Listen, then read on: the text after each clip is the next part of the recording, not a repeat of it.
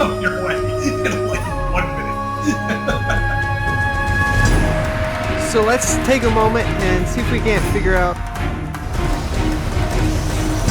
We get it, great. If we don't, we don't. Oh,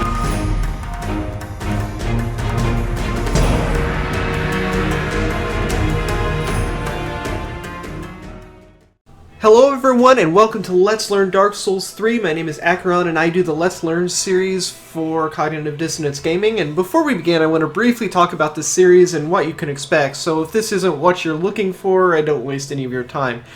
I've never played a Dark Souls game before. It's been a game I've wanted to play. I love this style of game, but I just haven't played it because basically I've been intimidated. I've been intimidated by the difficulty of the game, the level of frustration, and by the terribleness of the PC port. Well, when Dark Souls 3 came out, it seems as though the port is much better than it has been with previous titles, so I have decided to get over my fears about this game and dive in.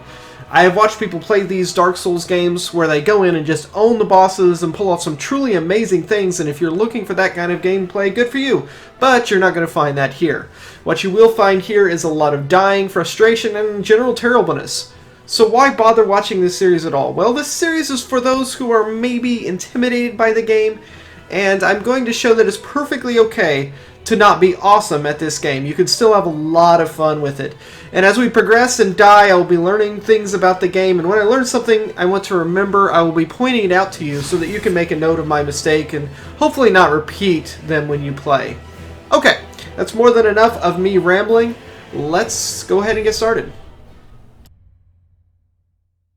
Yes, indeed. It is called Lothric, where the transitory lands of the Lords of Cinder converge.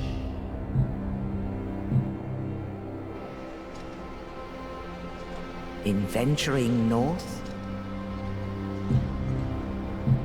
the pilgrims discover the truth of the old words.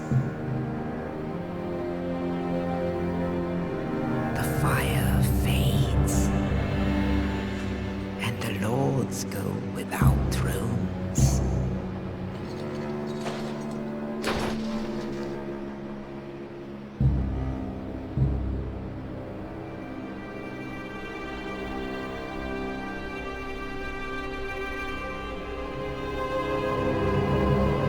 When the link of fire is threatened, the bell tolls, unearthing the old lords of Cinder from their graves.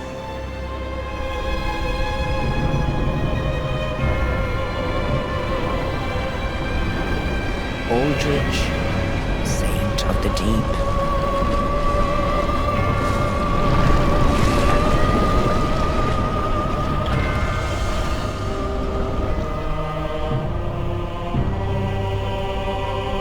Farron's undead legion, the Abyss Watchers.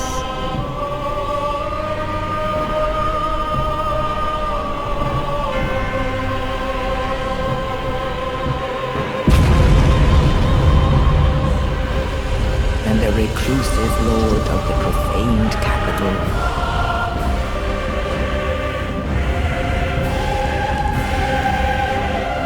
Yom the Giant.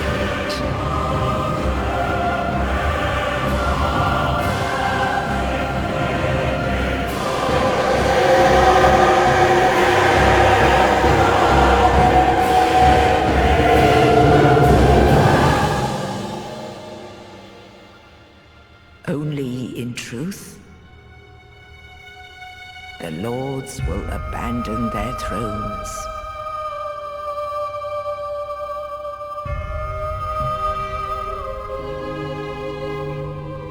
And the unkindled will rise.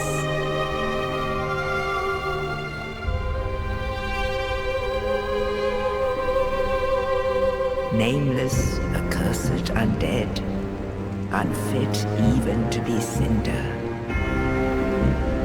And so it is that ash seeketh embers.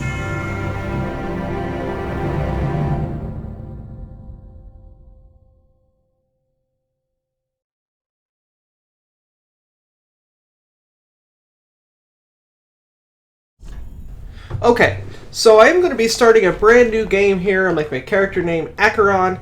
I have gone in and did some playtesting here. Basically what I did was I tried out all of these classes just to see which one I liked the best. I tried them out all the way up to the first boss. It also allowed me to get a feel for the controls and some different things before I came in here. It's stuff that I didn't think anybody would want to see. And it's something I recommend everyone doing. Go in and just get a feel for everything before you settle on a character. I did do a lot of research into what class to start out with. A lot of people said start out with a knight, a warrior, a mercenary, something with a lot of armor and a lot of health, which makes sense. But I wanted to try them all out anyway, and I think the best time I had with it, I played all the way up to the first boss, and with characters I thought were going really well, I went ahead and tried to defeat the first boss. Character I did the best with was the warrior, and I did pretty good with the sorcerer as well, through most of it, although I had a lot of trouble with that first boss with the sorcerer. So after playing all of these characters, the one I settled on was the pyromancer. I thought that it was the most fun, basically. I wasn't the best with it. I didn't have the easiest time with the pyromancer. That was probably the knight that I had the best time with. But it was definitely the most fun. I love casting fireballs and things like that. Now as for the burial gift, this is a bonus item that you can opt in or out of. I know that there's a lot of one-time use things in here. There's a lot of stuff that's really good for very specific situations. And I know that a lot of people have recommended starting with this rusted gold coin here because it gives you a bonus to finding items so you can get some really good stuff really quickly. The problem I have with it is you have to remember to use it, and that doesn't sound like something that I'm likely to do. So after looking at all this, I don't really like the idea of one-time use things. I think the life ring is going to be what I go with.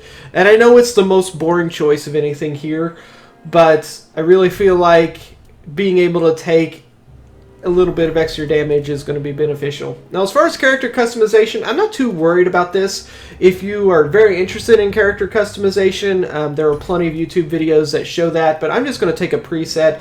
This gets very, very in-depth, customizing your appearance, and I don't believe it's that important to the game. This guy is going to get ugly looking anyway, from what I understand, and he's going to have armor covering him pretty much the whole game, so I don't really see the point in spending hours on customization. But if you're into that thing, go watch a video on it.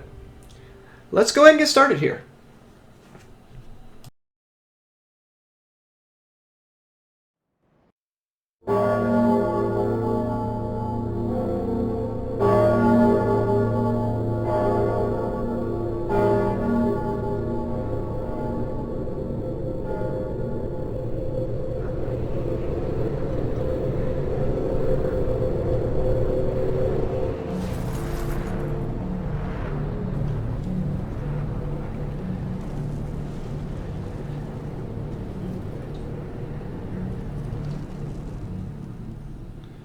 Okay, so the opening cutscene talked a little bit about the bell tolling and then the unkindled, the undead rising, and so here we find ourselves looking nice and green.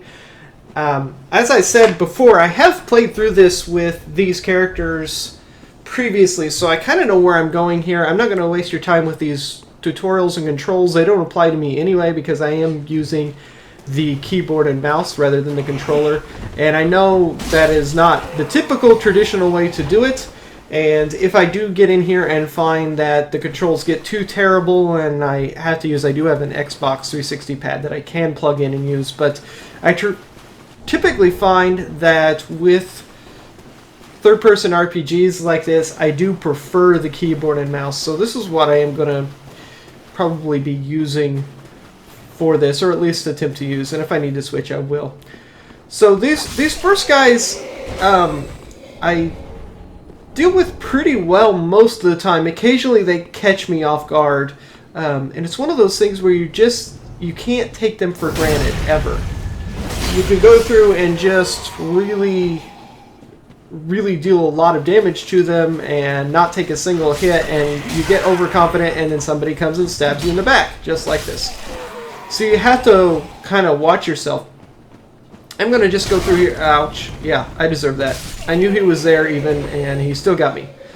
So you have to kind of watch yourself and not get overconfident, because each one of these hits I'm taking is pretty significant decrease in health that I won't have for fighting these bigger guys later on down the road.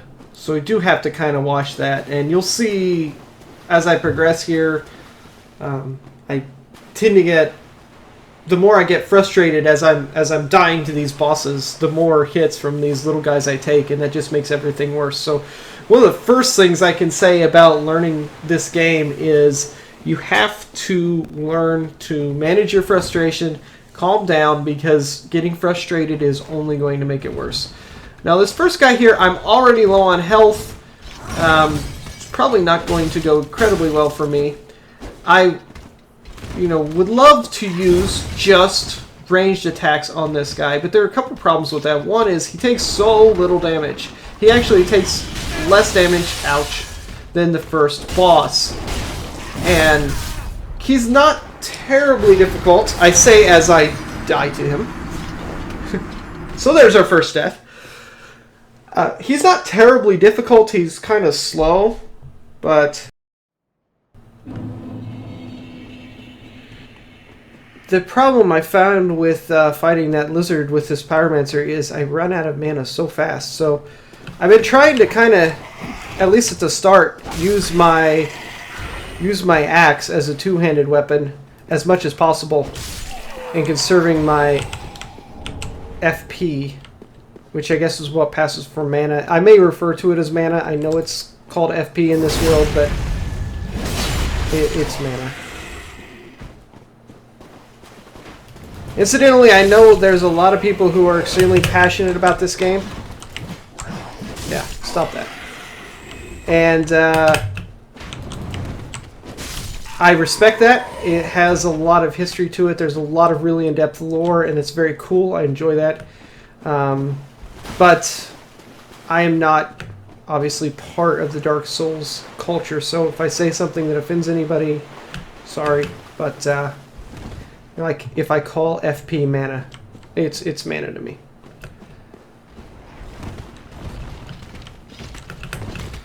Okay, so first thing I've got to do here is see if I can get my souls back. I don't have a lot, so, but that's what I got, so.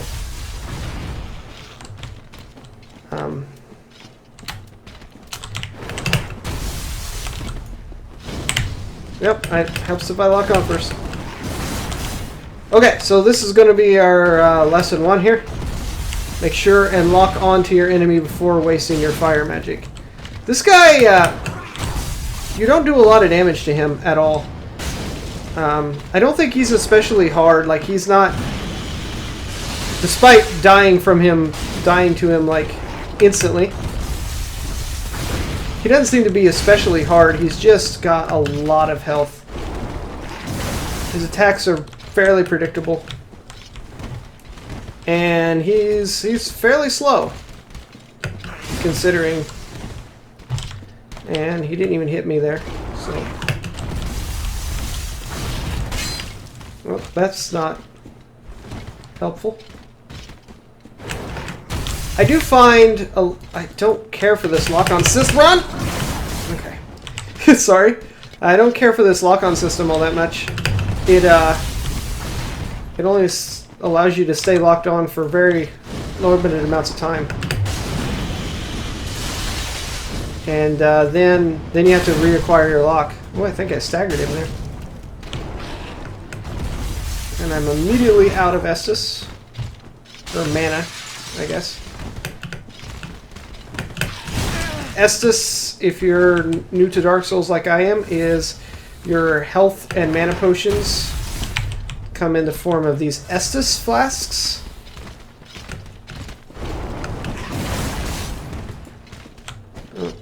I need to not do that.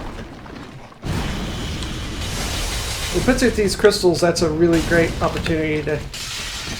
Oh, shoot. Really great opportunity to shoot at him here. Get out of there. Yep. And run. Roll.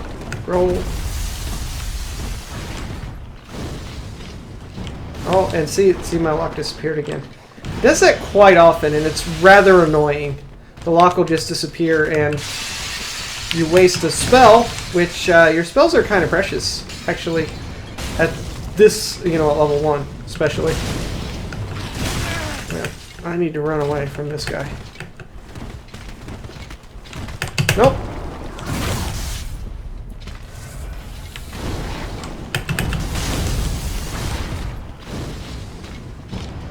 Just about got him here. But I am out of mana, so... Run! Yep, that wasn't good.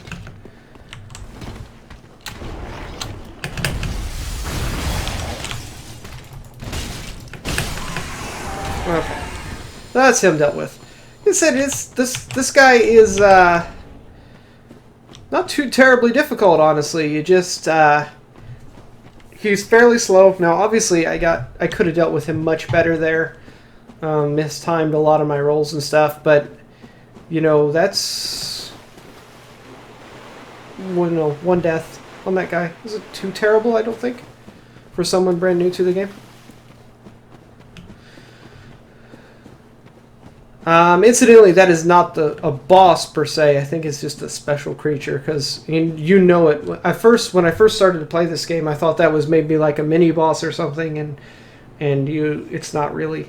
So we come out from underneath this castle here, and it's rather imposing. And we're evidently in a castle, underneath the castle in a mountain range.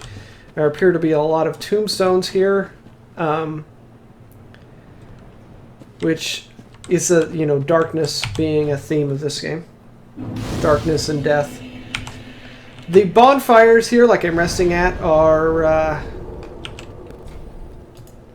places where they're like checkpoints. I can travel to them eventually, or so I understand. I haven't had the chance to travel to any of them yet, but you can also refill your health, your mana, your Estus flasks, and it just serves as a checkpoint. So let's proceed onward here. Not doing too bad so far. Yep.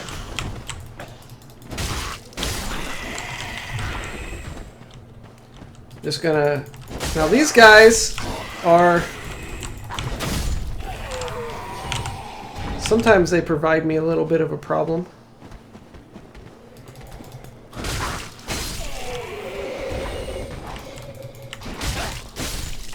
But this time they're dying fairly quickly, so it's pretty okay. Some of the keys are, yep. I don't always do that. This is one of those things where a lot of games that are developed for console and imported to PC, a lot of developers do this, and I wish they would stop. They take two separate actions that can be used independently from each other, and they put them on the same button. So in this case, jump and dash are on the same button. So sometimes it doesn't seem to work out quite as well. This game has a lot of exploration in it. I know this. I have done some testing and stuff here. So I am going to be doing some exploring. I'm trying to keep the video length of these down. So, if I get to the point where I spend a lot of time looking for something and nothing ever comes of it, I will probably be editing this stuff out. Don't expect this series to be extremely heavily edited, but I'm not going to... Also don't want super long episodes where you have to wait forever for me to get anything done at all. So So we come to our first boss here. This is where he's kind of like a guy who's in this world is designed to test people out, test their worthiness. And that sword that I pulled out of him is actually what allows you to get to the main hub area. It's what sticks out of those bonfires and activates them. So only the worthy are allowed to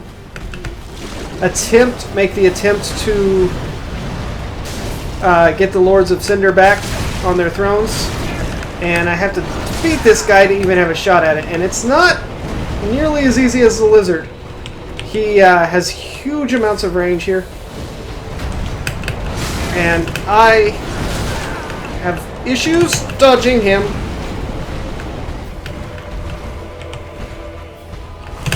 Run. Ah. So, yeah.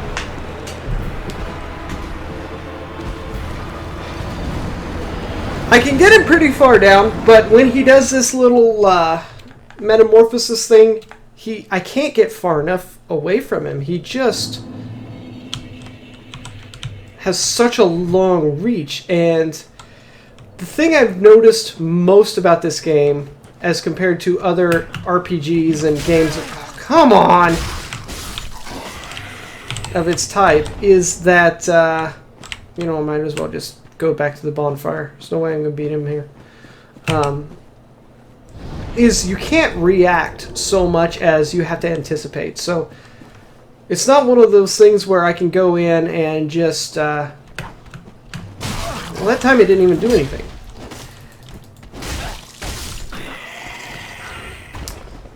I can't see the enemy take an action and then react to it. You have to almost anticipate the action.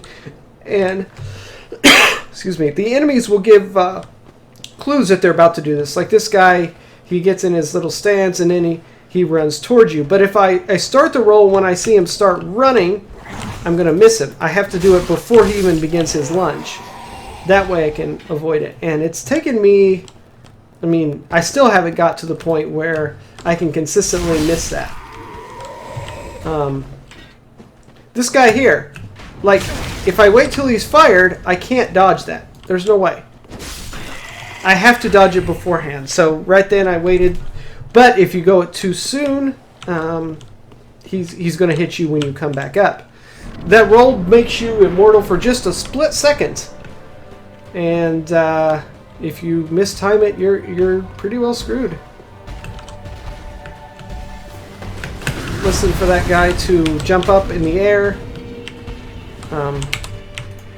Oh, shit. The other thing I don't like here, just to start out with, is once I've started casting, it's I'm stuck with that cast. Like, there's nothing I can do. I'm dead. So I can't cancel the cast once I've started it. It's pretty much you hit that button and you're going to wait for that animation to finish. Period. That's the end of it. Oops.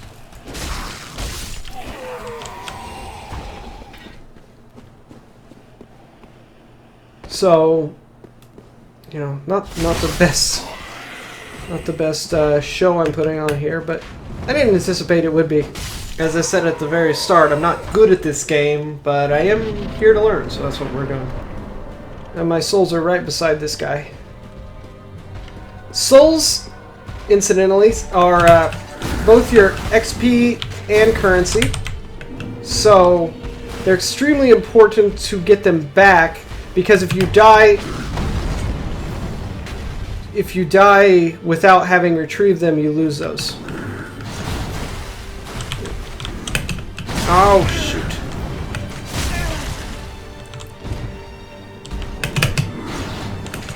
He's gonna... It seems like my experience has been with these bosses, if you get a good start and you get into the rhythm of it, oh shoot, you have a good run, and I can get him pretty consistently with getting into a good rhythm of it. But if I get a bad start,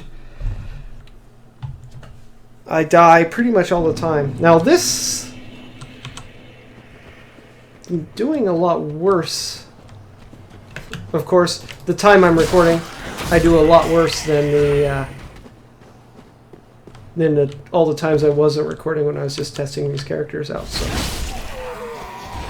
I had much more problems with that first boss with characters like the assassin and the sorcerer. I had a lot of problems with this guy and the sorcerer. God darn it, come on. This is not good. Not good at all. Got my souls back at least. I'm pretty much doomed here right from the start. Now there is an auto lock on, which may help, and there's probably some of you out there screaming at me to use that, but I found that it's fine for single enemies like this, but a lot of these bosses, it's my understanding, both from, you know, from talking with people about Dark Souls, from watching people play other Dark Souls, and from just my experience doing RPGs, that there are oftentimes ads during boss fights, and I don't want something to auto-lock on. Oh, come on, get out of there.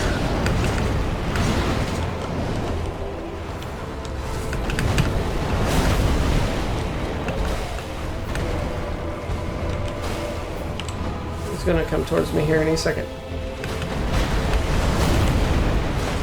Ah! He's very predictable, but just because he's predictable doesn't mean, oh, I got greedy. Ah, yeah. His reach is so long, and I'm constantly underestimating how far away he can reach. And I can't get...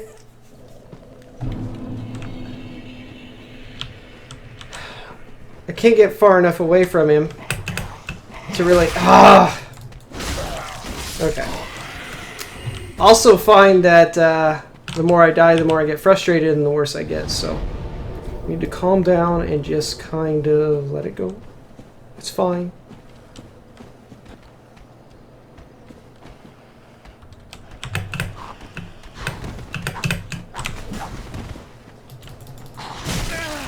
Of course he does.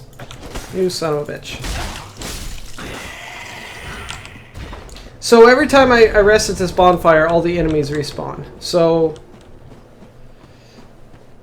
it's not terrible. I mean, at least I'm getting some decent farm in. But it is kind of wasting time here. If this video ends up going too long, I will probably cut out some of this. Just transportation to the boss. Haven't decided what exactly I'm going to cut out of anything yet, so...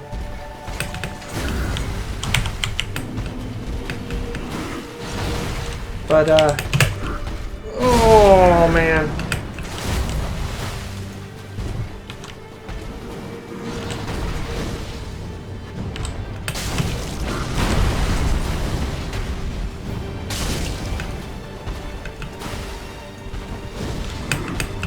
Ah, I can't move! I started that cast and I couldn't...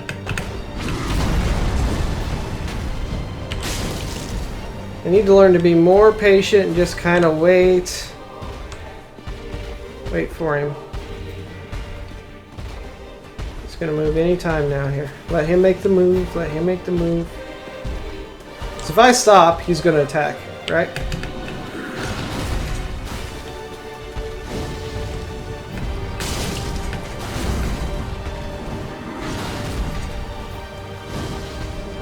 Run!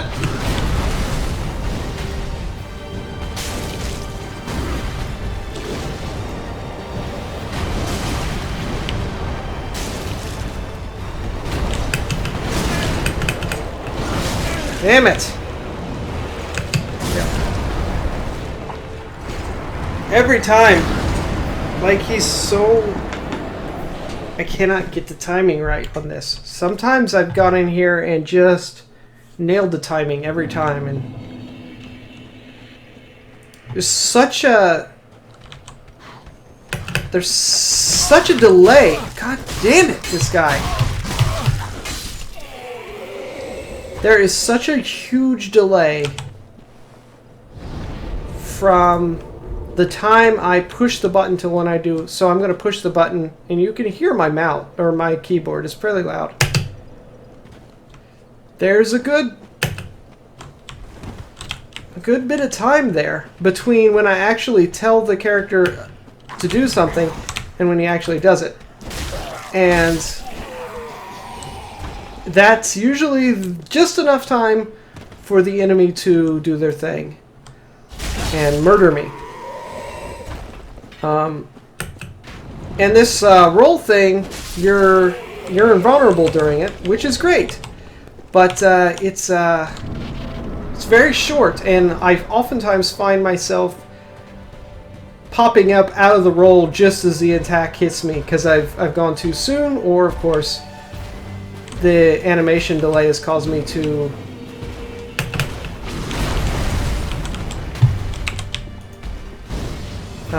attack.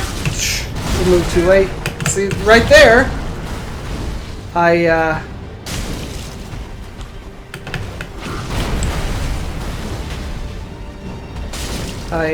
moved too soon. I anticipated the attack, and then there's that. That really gets me. The fact that you're committed to the cast. You can't break the cast. That's got me many, many times. And it's very, very slow.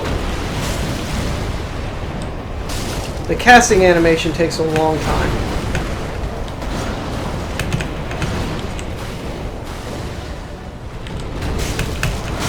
Well, this is not going well. It never does. Screw you, guy.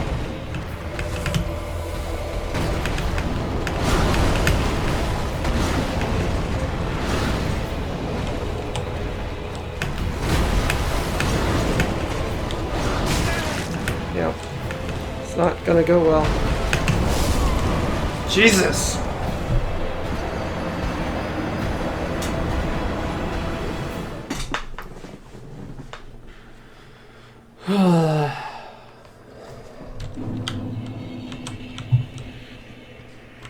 So I can definitely see the frustration thing coming through here, and this is not a game that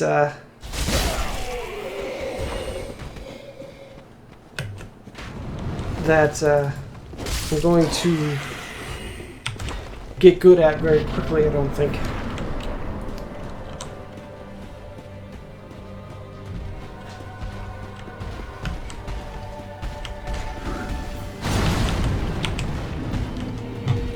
But we can certainly learn from it and get better at it.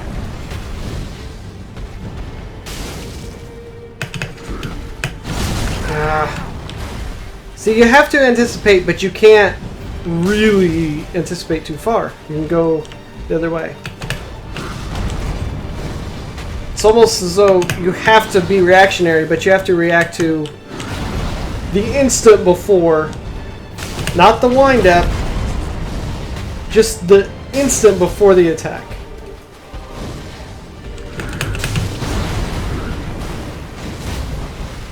Got away with it there.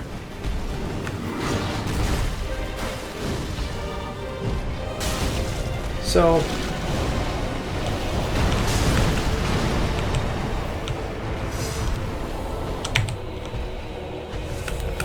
Alright. Damn it!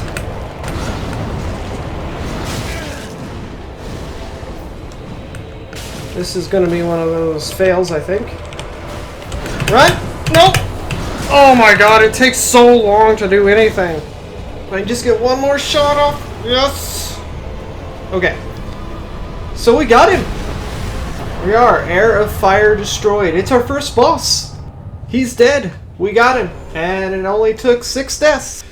Our Ember is restored, so I'm sure that's a mechanic that'll come in. We got our Coiled Sword, which was going to let us get these bonfires and go to our first hub area. And we can now rest it here at this bonfire, get everything restored up, and we'll save the game here. And we'll come back to this next time. I hope you guys enjoyed it. We will see you guys next time. Thanks for watching. Bye-bye.